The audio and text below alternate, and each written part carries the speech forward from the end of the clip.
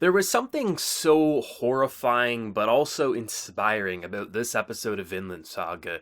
Just the level of detail they put into Ashladd's face, from the dark casted shadows on such a almost emotionless stare, but it wasn't like it was emotionless because he was just plain looking. Like, his deadpan stare would send chills up a dead man's spine, right? He really had this, like, rage, this ferocity, something that was like everyone in that area would most likely want to sit their ass down or just stay where they are, because Askeladd was not doing so well, which kind of makes sense after his one and only friend he literally just had to kill so he could actually rest in peace like a warrior could. To actually see the moments just surrounding this like back and forth backstory of what happened with his father and mother, and just how it really relates to both Thorfinn as well as the new king that he's following, Canute, and how on one side you actually have someone take that story into consideration and embracing it as if, wow, this guy's actually kind of terrifying, but he's actually putting full trust that I can be the king and not him.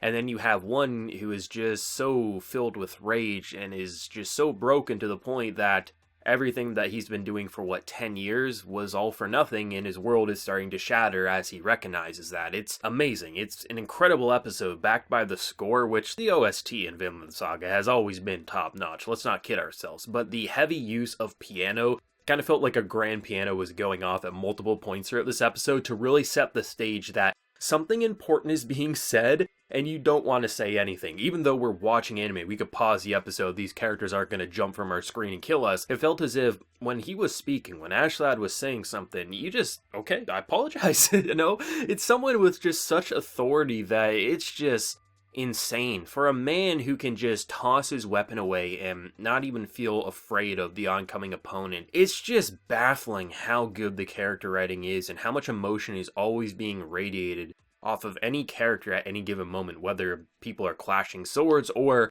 they're sitting down in the snow and discussing the past and what it means to them. It's absolutely masterclass. I really did enjoy the backstory of really getting an understanding of what happened with his father, what happened with his mother, and how he came to kill his father, as this is something that really would relate to Thorfinn, someone who, you know, something happened to his father. Obviously it's different, but still wanting revenge or wanting to kill someone who has done him wrong. For Thorfinn, he wants to kill his father's killer. But then you have for Askeladd, he wants to kill his father for what he put his mother and himself through. And actually see it play out, and how even at such a young age, this man was always something special. And you could clearly tell, for better or worse, was his father's son. There's a reason why a half-blooded royalty member could rise to basically be the heir against even the full-blood, you know, the actual person he's married to and actually claims to be his lawfully wedded wife. There's a reason why this kid was always so special, and I love how it ties in both to Thorfinn and Canute in such interesting ways. Like, you have this mother who is just tossed aside, even though it was his father's favorite play toy until she got sick, and he's always working, always doing something, and when her mind eventually snaps, and she thinks the hero is finally there to save them, you know, she was gonna get killed. And even though people may want to say, well, this kid's never picked up a sword before, you know, how is he holding his own for a decent amount? But I mean, there's definitely going to be natural talent in any world for any craft. Sometimes people just naturally click with something. And it's not like he did kill his father in that moment. It took him a long time of preparing. It was like 2 years of, you know, swordplay and things like that. So it was nice to see that, you know, his father was someone who valued skill. So the fact that he had skill and was like, okay, you know, you actually were able to swing a sword at me, and at multiple points I had to dodge, I will definitely take you in. And to see how even at, like, such a young age, just a child, had this plan of revenge that for 2 years, give or take, he made friends with his brother, he respected his father, made it look like he was the perfect son, so that years later, he could kill the current little bitch in the bed, and he could kill the father, and just take revenge for everything while pinning it on a brother who wasn't really all that liked. The difference between him and Thorfinn was that he got his revenge using logic, and he kind of cooled down his emotions. He understood that he had to take his time, really build up to that moment, and that revenge would be so worth it. And he totally expects that someday probably come back to bite him in the ass, but for now, you know, he's just kind of rolled with it. Where with Thorfinn, he's someone who, in any fight, can control his emotions if it's not against Askeladd. He's someone who understands not to give away your opening and things like that. But with Askeladd, he just loses it. He can predict that he's going for the neck or things like that. And it's so interesting to see the difference of 10 years of trying to kill this man and dueling him, but it's the same thing over and over again because you can't control your emotions. Where you had, for a couple of years, a kid who wanted vengeance for his mother,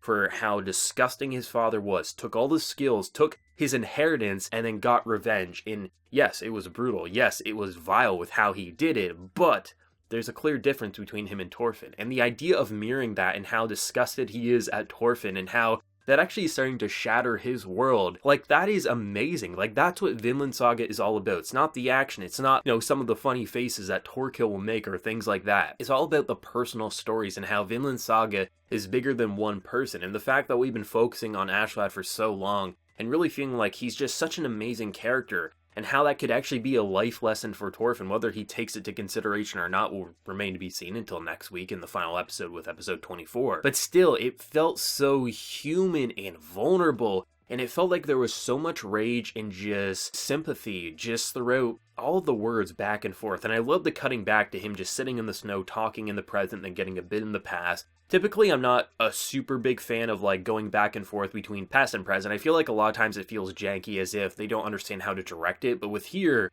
it just felt so natural to back and forth a few times, because it felt like you needed to see some of the reactions in the current time of what he's saying, because it does relate to these characters as of now. And actually see just how easy it was for him, and even though it wasn't easy, he had to suffer along the way, but the fact that he could rise to such a level, Canute has a point. Why did you pick me? Like, seriously, you're clearly the skillful one, you clearly have more intelligence than pretty much anyone around us. Why would you pick me? And the man just believes in the face readings. He can look at a person and tell everything he needs to know, which kind of goes hand in hand with why he never bought into his father's love, because he can read a face, right? If you've been kind of screwed around all your life, you've never actually known a good life like your mother did, which is why she ultimately broke, because she was treated so well and then she was treated like shit. You grew up in a world which was just always cruel, so you naturally would start to understand people just at a first glance. So it kind of goes hand in hand why he would just always know that he has to kill his father. But this prince, he actually could trust in him because he believes the future is better off in his hands. Like, there's just like that mirroring, and just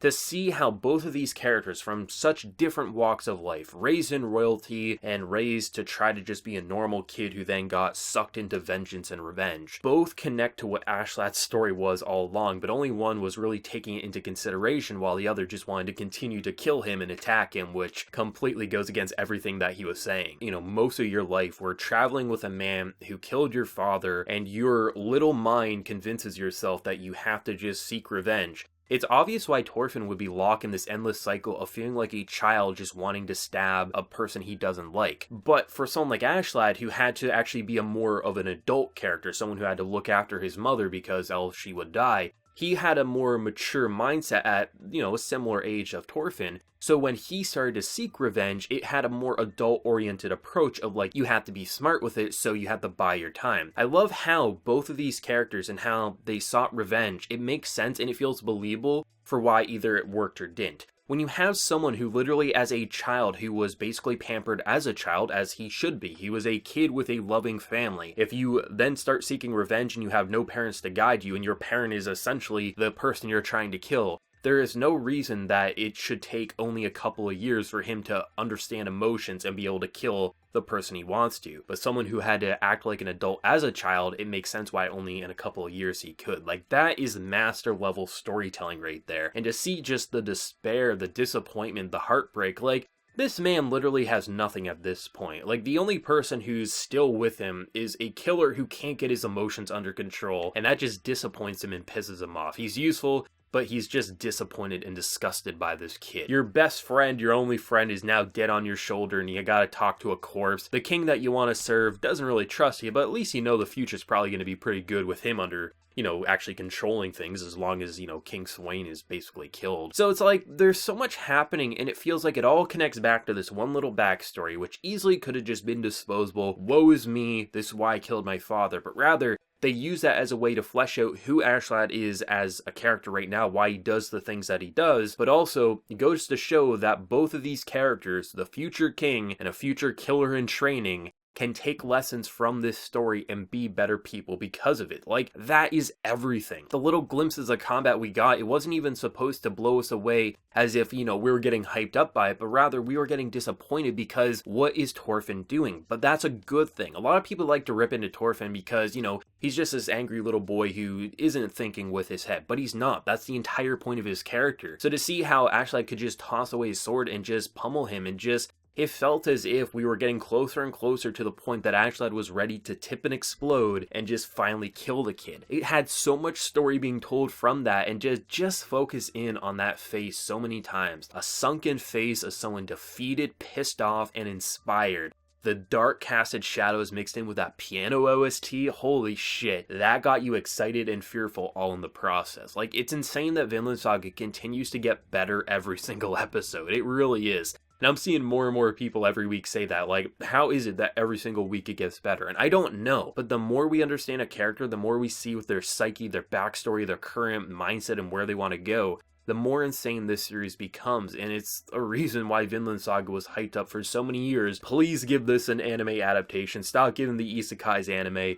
Give this series, but obviously give it to talented hands, and thank God for Studio Wit, because this is so exceptional, and I hope after this season wraps up, people continue to hype it up and show the production committee, show people in general that we want more Vinland Saga, because this shit is top tier. Full of emotion, full of rage, full of sorrow, and full of regret. I mean, the man covered in ashes, what a better way to represent Askeladd, am I right? What did everyone think of this amazing episode of Vinland Saga? Where do you think next week is gonna go? Whatever you're feeling, do let me know down in the comment section below. If you enjoyed the video, be sure to drop a like, and remember to hit that subscribe button if you have been new. So until next time, everyone, please take care and have a good one.